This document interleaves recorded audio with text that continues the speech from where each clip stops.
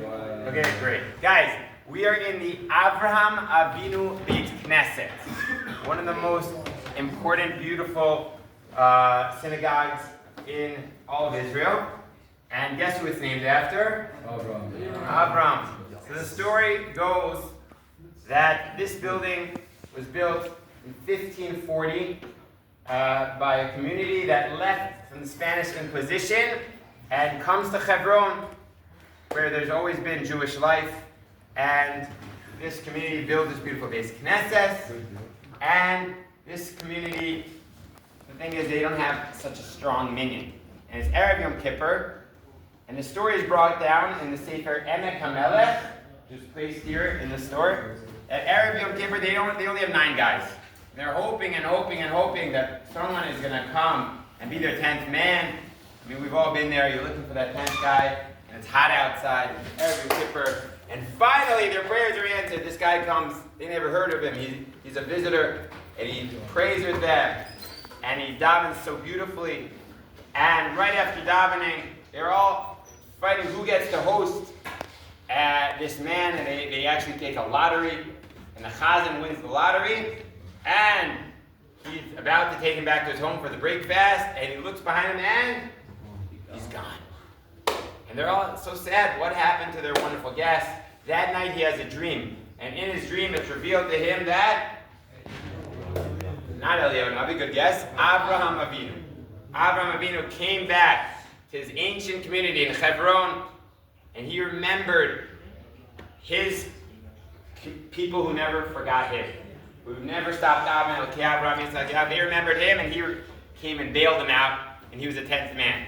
Yeah? By the way, one of my takeaways from that is whenever somebody asks you to be the 10th man, say yes. Do a favor. Say no, so that Avraham Avinu comes to the minyan. That's another way of looking at it. But I want to be at that Avraham. Maybe I'll get a shul named after me. You know, the Kalman. Anyway, you should all be looking to stand. How can a dead guy be talking? He came back to life.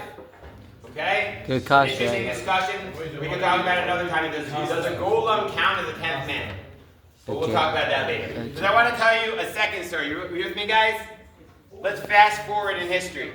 The Jewish community here in Chevron has been flourishing, and everything's doing okay. The Jews and Arabs are living together until 1929. What happens here in Chevron in 1929?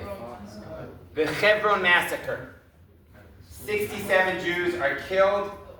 Dozens are injured very badly. Their bodies are torn off into pieces by Arabs. This is way before 1967, 2-state, 1-state. Their mission is to kick all the Jews out of Israel, send them back to Europe, and the Brits basically are passive. They don't do anything. What's the British response to the Arab massacre here in Chevron? Kick the Jews out. It's too dangerous for Jews to be allowed to stay in Chevron. There's many, many more Arabs here. So they say, we can't deal with you guys. They get out of there. As that's happening, they're kicking the Jews out of this shul. There's one man, his name is Avraham Friedman. Avraham Friedman, he runs to the shul and he grabs a Sefer Torah. This is a Sefer Torah that they had brought back from the Spanish Inquisition, from Spain. And he grabs it, and the British guy's laughing at him. He says, what are you doing? And he says, I swear to you, we will be back. We will be back in this shul, and you can try whatever, you can kick us out, but we will be back. 1948, who takes over here in Chevron? Trick question. Not the Jews. Who takes over? The Jordanians. Jordan takes over Chevron and turns this whole place into a pig pen, actually cattle pen. This place is literally a place where sheep was being hanging out in order to kind of disgrace it, sewage. This was how the Jordanians treated this place. They promised that the Jews would be able to pray in Ma'at Machpelah. They broke their promise. No Jews were allowed in the Jewish community of Chevron until June of 1967. What happens in June of 1967? The Six-Day War. When do we get back Chevron? 4th day of the Six-Day War. Who captures Chevron? Avraham Friedman. No, good guess. The story is, Rabbi Goren a rabbi, who's the chief rabbi, he gives a pump-up speech the night before. You see, the day before they conquer the Kotel. And he knows they're going to have a big fight here. They're surrounded by Arabs. And they know, but he says, fight for your lives. And he gives them the speech of his life. And that morning, they leave without him. I guess the general didn't like him so much. They leave without him. He wakes up and goes, what? I'm not going to be part of the conquest.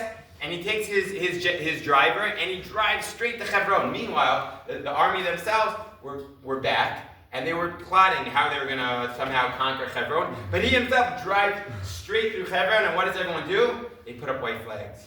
The community had heard about the miracles of Yerushalayim, how Israel recaptured your old city, and they decided it was too risky. They thought the Jews were going to get revenge for what happened in 1929. They all put up a white flag, and this rabbi single-handedly, without one bullet shot, takes back Chevron.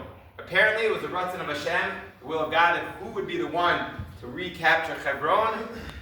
The rabbi, someone connected to their tradition, someone davening every day, Avraham, Yitzchak, and Yaakov. And Rabbi Shlomo Goren was zoiche to actually recapture Chevron in 1967. That's not quite the end of the story, but Israel didn't exactly want to let the Jews back into this community. It was a little bit of a headache for the left-wing government to have a small Jewish community with thousands and thousands of Arabs who weren't yet so friendly. A lot of soldiers would be needed. So at first, they wouldn't let the Jews come back to Chevron. How did it happen? How did we start getting here? So it came through sacrifice. It came. How did Avraham Avinu first purchase Chevron? Through the death of his wife. Money, 400 zuz, right, 400 shekel, but only through Yisurim, through his wife's death, was he able to capture Chevron. So the story goes that there's these settlers who one Chag decided they're going to go to the hotel and they're going to camp out here, and then they decide they're just not going to leave. And the left-wing government didn't want to kick them out because of politics, but they didn't want to let them stay. And basically, this friction goes back and forth for a long time until the women are barricading themselves in this Beit Hadassah building right next door. Okay? And only women and kids were allowed in, but there was no water. There was no real... And they thought eventually the women are going to leave. But the husbands would come nearby and every Shabbos do Kiddush. And that was their one way of connecting. And one terrible night, the Arabs did a terrorist attack and killed, I think, 6 of these men and injured a lot of people through grenades. And the Israeli government decided, that's it, we're going to allow there to be a Jewish community here in Chevron, the Jewish community that you guys are experiencing right now. Okay, so year 2, it was through blood, it was through sacrifice, and a little bit of holy chutzpah that we were able to come back to Chevron. You with me, guys? 1.5 more stories. One more story on the same theme. There was a woman named Sarah Nachshon. Sarah was one of these settlers, and she had a little baby. And unfortunately, this baby named Avraham died. It was a terrible disease. He was 6 months old, and he died. Now, Sarah decides that she is going to bring her baby and bury him in the ancient cemetery where those who were killed in 1929 were killed. But she's got one little problem. The government has decided it's off limits. It's too close to the Arab area. But she doesn't care. And she's taking her baby. And the soldiers get orders, don't let this lady in, don't let this lady in. But they see this poor woman with her little baby in her hands, and they don't have the heart to stop her. And she herself goes, and they do the funeral there.